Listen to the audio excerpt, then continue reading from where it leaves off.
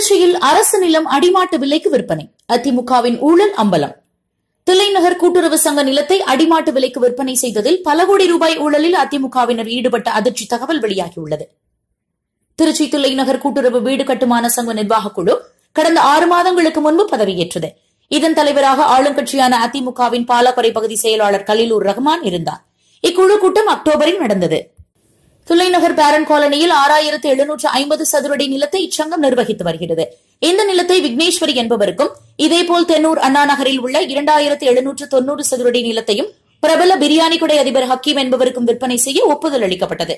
அதனைத் தொடர்ந்து விக்னேஸ்வரிக்கு 2990 ரூபாய்க்கும், ஹக்கீமுக்கு 3069 ரூபாய்க்கும் விற்பனை செய்யப்பட்டு உரிமை மாற்றமும் செய்து கொடுக்கப்பட்டது.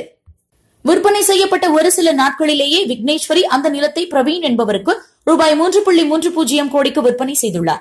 திருச்சியின் இதய பகுதியாக விளங்கும் தில்லைநகரில் ஒரு சதுர அடி நிலத்தின் விலை குறைந்தது 10,000 தாண்டும் என்கிறார்கள்.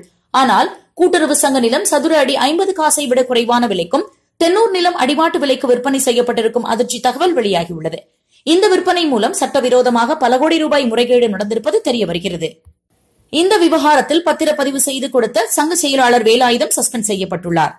இந்த நிலம் வாங்கியதில் பிரியாணி கடை அதிபருடன் திருச்சி மலைக்கோட்டை அருகே செயல்படும் பிரபல பாத்திரக்கடை அதிபருக்கும் நேரடி தொடர்பு இருப்பதும், இதற்கு அமைச்சர் வெல்லமண்டி நடராஜன் தலைமையில் பஞ்சாயத்து நடந்த தகவலும் வெளியே கசிந்துள்ளது.